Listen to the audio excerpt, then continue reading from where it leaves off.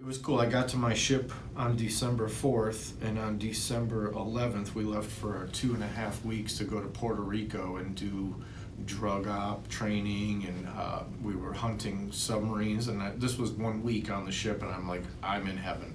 This is awesome. We're down in the Caribbean. We pulled into San Juan.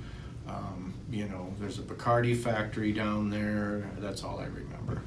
And then the deployments were going over to the Persian Gulf, and we were going to babysit an aircraft carrier. So we were life buoy watch for the USS George Washington, and they were enforcing no-fly zones in the Persian Gulf in a 40-mile box, and we would do 3 knots in a box 4 weeks at a time while they launched, and if anything happened, we'd go help them.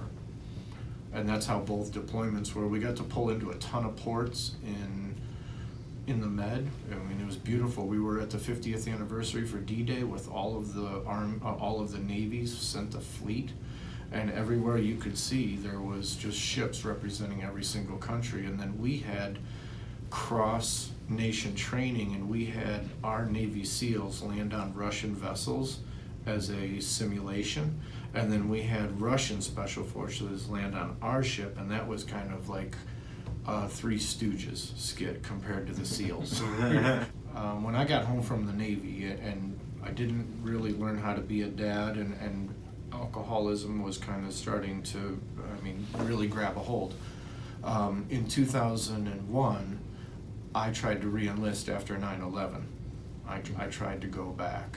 It was that important to me to be able to defend the freedoms that I thought, I'm going back and I'm doing it right this time, and I'm going to stay there for good. But unfortunately for me, I was at a period in my life where I partied myself out of it, but I also partied my way right into the VA healthcare system because I sought help because of my alcoholism.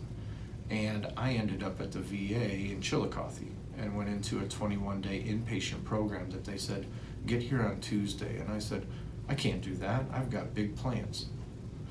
Well, they said, if you don't get here on Tuesday, you could be dead.